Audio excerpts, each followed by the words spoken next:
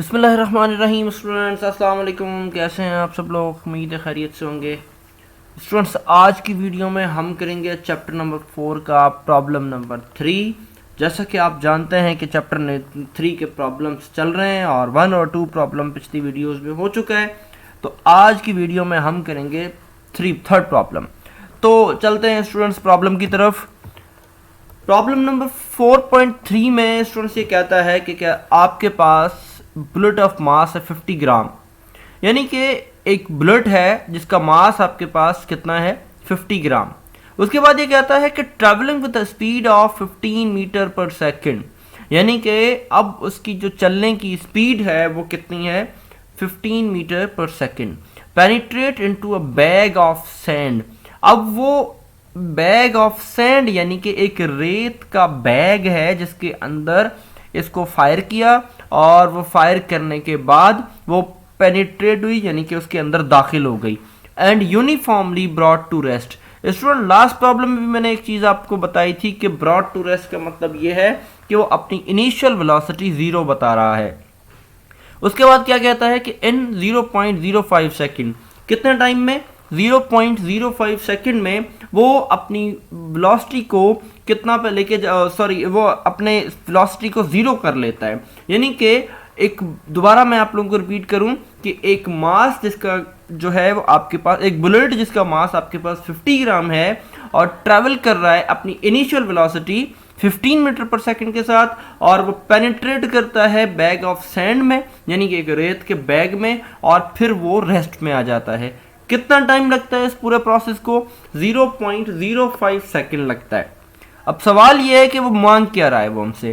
तो सबसे पहले ऑप्शन ए में हमसे ये मांग रहा है कि how for will the bullet will penetrate into the bag of sand, यानी कितना दूर तक वो पेनिट्रेट करती है बैग ऑफ सैंड में, यानी कि एक रेत के बैग में वो कितनी दूर तक पेनिट्रेट करती है यानी दाखिल होती है। और दूसरा सवाल जो हमसे ये मांगता है वो ये मांगता है कि average force exerted by the sand. देखिए, आप सबको पता है कि जब भी कोई चीज़ हम रेत में यानी सैंड में फायर करेंगे या कोई अगर हम कोई और चीज़ रेत के ऊपर फेंकेंगे तो उसके रिएक्शन में वो सैंड जो है वो एक फोर्स अप्लाई करेगा, और ये न्यूटन थर्ड लॉ है, हर चीज़ जो है वो रिएक्शन फोर्स जो है वो अप्लाई करती है। तो वो फोर्स पूछ रहा है कि वो कितनी फोर्स है कि जो कि बुलेट को रोक देगी। तो चलें जी, हम चलते हैं डेटा बनाते हैं, और डेटा बनाने के बाद हमें जो वैल्यू मिलेगी उसके बाद हम देखते हैं क्या होता है। देखिए, हमसे ये कहता है कि मास जो है वो कितना है 50 ग्राम। हम सबको पता है कि 50 ग्राम हमारे लिए काबिल कबूल नहीं है। उसकी रीज़न यही है कि ये आपके पास एसआई सिस्टम में नहीं है। तो हम इसको सबसे पहले एसआई सिस्टम यानी सिस्टम इंटरनेशनल में चेंज करेंगे। तो उसके लिए क्या करना पड़ेगा? उसके लिए हमें कुछ ऐसा करना पड़ेगा कि हम 50 को 1000 से कर देंगे डिवाइड, क्योंकि 1 किलोग्राम में 1000 ग्राम होते हैं। तो अब हम छोटे यूनिट से बड़े यूनिट की तरफ जा रहे हैं तो हम डिवाइड करेंगे। जब हम 1000 से डिवाइड कर देंगे तो अब हमारे पास जो वैल्यू आ रही है वो कितनी आ रही है 0.05 किलोग्राम। तो स्टूडेंट, यहाँ तक क्लियर हो गई चीज़। अब हम थोड़ा सा और आगे चलें। हमारे पास इनिशियल वेलोसिटी क्या है 15 मीटर पर सेकंड। यहाँ मेरा कर्सर देखें, ये इसमें सीधा सीधा लिखा हुआ भी है कि with the speed of 15 metre per second.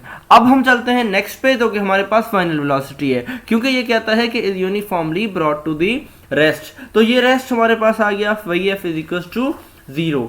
ठीक है, कितने टाइम में 0.05 सेकंड में, यानी कि 0.05 सेकंड हमारे पास टाइम आ गया।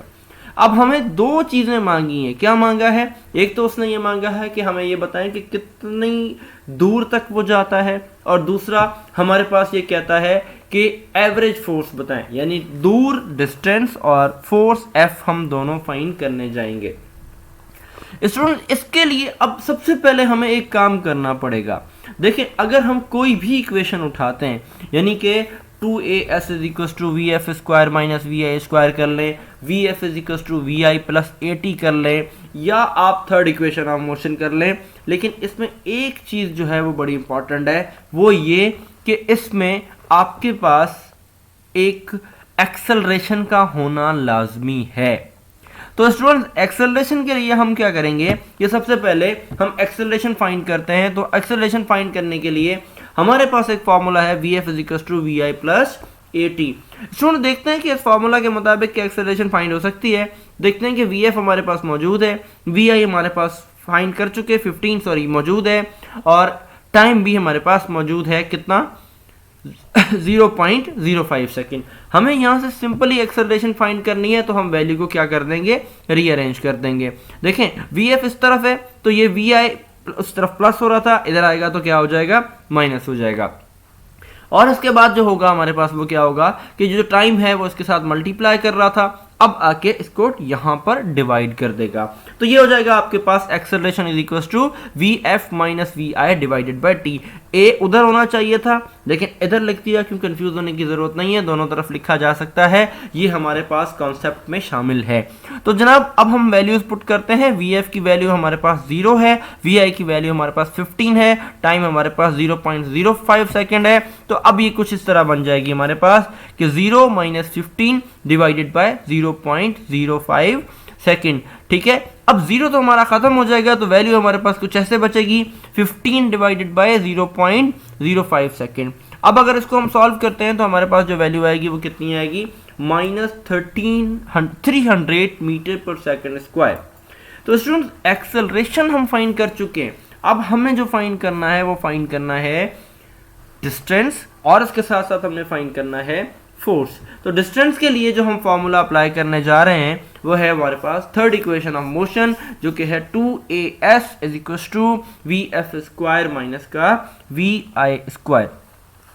स्टूडेंट्स अब हम थोड़ा सा और आगे चलें, तो अब हम वैल्यूज को जरा पुट करने जाएंगे। तो सबसे पहले हम इक्वेशन को रीअरेंज कर लेते हैं। इक्वेशन को रीअरेंज करने के लिए हमने क्या किया कि 2as = और 2a को हम इधर ले गए, और साथ में हमने क्या किया कि Vf² माइनस Vi² कर दिया।